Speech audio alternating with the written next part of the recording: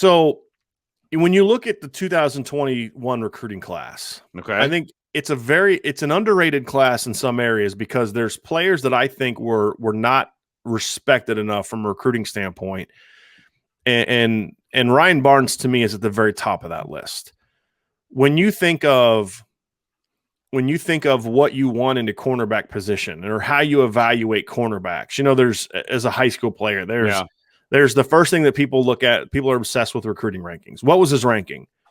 Well, Ryan Barnes was a 3-star recruit, right? Not going to really blow anybody away. Not a guy you're going to look at and say, oh, geez, look at those rankings. He's a great player. And then the other way to look at it, and this is from people who aren't like necessarily film breakdown people. The other way to look at it is, what was his offer list? Well, here's who Ryan Barnes was offered by last year. Obviously, Notre Dame, Clemson, Florida. This is a kid in Maryland, Florida State, Georgia, LSU, Michigan, Oklahoma, Oregon, and USC are among his, and Penn State are among his many, many offers.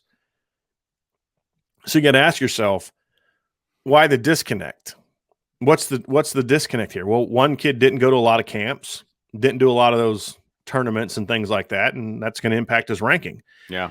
Clemson was making a push for Ryan Barnes. Clemson doesn't go after average corners, right? I mean, they're going after the best of the best. Sure, because they can. Yeah, he to me was the biggest sleeper in this class for Notre Dame. And he is the kid to me that could, if he's as good as I think he is, and as good as some of the people I've talked to at Notre Dame think he is, this is a kid that people are going to view as the steal of the class and biggest sleeper in the class. And you look at a guy that Rivals ranked as the 60th best cornerback in the country, the 19th best player in the state of Maryland. And I just kind of chuckle at those, and I say, boy, I have a feeling this kid is gonna boom, because as good as Clarence Lewis was, with all due respect, Ryan Barnes is a much better high school football player and didn't get a chance to prove it as a senior because Maryland didn't allow a fall season. Gotcha. Now he's an early enrollee, something I don't believe Clarence Lewis had the obviously, even if he was on campus last spring, he wouldn't have had that opportunity because they didn't have a spring outside of one practice. The fact that Ryan Barnes gets that opportunity now, I think is going to be a huge boost for him. And here's the other part of this. Mike Mickens has done a phenomenal job in the past with guys exactly like Ryan Barnes, and we saw it with Clarence Lewis this year. Clarence Lewis is 6 foot tall, but he's a long 6 feet, Vince. You know what I mean? Yeah. You go back to Bowling Green in 2014, he had a true freshman named Nick Johnson that he developed to an all-MAC player as a true freshman. Then in 2019, he gets Ahmed Gardner, who's a 3-star kid from I think the Detroit area that didn't have a Michigan offer, didn't have those big offers, goes to Cincinnati, and he's a true he's a freshman All-American as a true freshman. Another 6'2" kid, long arms, not the fastest guy in the world, but Mike Mickens was able to coach him up quickly and get him ready to play. You look at what he did with Nick McLeod last year. Nick McLeod, 6'1", long arms, not a great athlete. And he was able to turn him into an all-ACC caliber corner. I think he was honorable mention all-ACC player last year in a year where there's a lot of good corners in the ACC. And then you look at what he did with Clarence Lewis. And now you take a guy like Ryan Barnes that, to me, athletically is better than all those guys, and he's 6'2", and he's smooth, and he's fluid. You watch his coverage skills. He's got natural ball skills. He's got great feet. He's this kind of kid where you look at and you're saying, I can't figure out what they're not seeing that I'm seeing, or vice versa. Yeah. And sometimes that just happens where you watch a kid and you're like, what are they missing?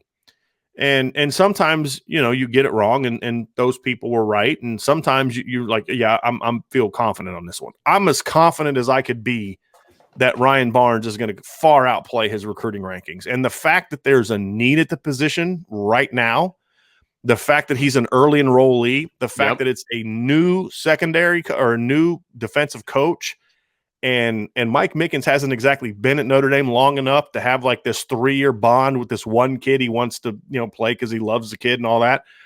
So it's going to be the best guys are going to play. Sure. Sure. I'm really curious to see what kind of move and push Ryan Barnes can make this spring. Now, he's going to have to mentally do it. He's going to have to be focused and locked in, and he's going to have to, be mature and go to class and go to workouts and do all those kind of things and buy in. But if he does all that, and I'm not saying he won't, I don't know. I mean, everything I've heard about Brian Barnes, he's a great kid. I'm just saying, like, that's part of, for any freshman, that's part of it. I have a feeling he could end up by the end of next year. I will not be shocked if as we're heading into the 2021 season, we're all talking about how Ryan Barnes is their best corner. I won't be shocked at all. To me, he is that good, and that's why I think he is a sleeper. But the biggest thing is, Vince, he is like the epitome of what Mike Mickens has looked for and thrived with at corner. I mean, that's what you look for. Like, what does this guy do a good job? Some coaches are better with like big back. Some like scat back. Some like, this type of player. When you just look at Mike Mickens' track record, right, this is exactly the kind of kid he's had tremendous success with in the past. And I just think that Ryan Barnes also has the talent to where he's, to me, the biggest sleeper in this class. So if you were to ask me who of the non-highly ranked kids is the biggest sleeper in the class, Ryan Barnes is my overall class pick, and he's certainly my pick on defense. Is a guy that we're going to look back and look at his consensus ranking and say, yeah, they missed on that one. They missed on that one pretty big. And so, so I think now's a good time to talk about that as we're talking about Mike Mickens, because I think part of that success is you got to go to a school that has a coach that knows how to use your specific skill set. Absolutely. That's the most key thing. If I have a son who's getting recruited and, after I've talked to a bunch of coaches, I've done a bunch of research or whatever, I want my kid to go to a place that he's going to flourish with that coach. That's got to be one of the top things. Because look, school is important. Obviously the education is important, but when we're talking about just football alone, I want a coach who's going to develop my kid. And you have to have a proven track record of it. Right. Absolutely. Here's a great example. So I remember when Alizé Mack was getting recruited. At the time, he was Alizé Jones. And he talked about one of the reasons he committed to Notre Dame and didn't go to UCLA, which is where he was committed to at the time. And he said, basically, it came down to this. I went to Notre Dame, and they showed me a bunch of film of how they use their tight ends and how I fit into their system. I went to UCLA, and they had to go on a chalkboard and talk about how they're going to use me because they'd never really had anyone do what I do. And at the end of the day, that's kind of what they know how to use me. They've proven they know how to use me. This staff doesn't. And so I think that's a big part of it is going. And that's why, why do these DBs keep going to Ohio State? Because Ohio State has proven that they can turn talented defensive backs into the first round draft picks. Yeah, right? Exactly. And so it's that proven success at my position. Right. No offensive lineman is going to pick Ohio State because Kerry Coombs does a great job developing DBs, right?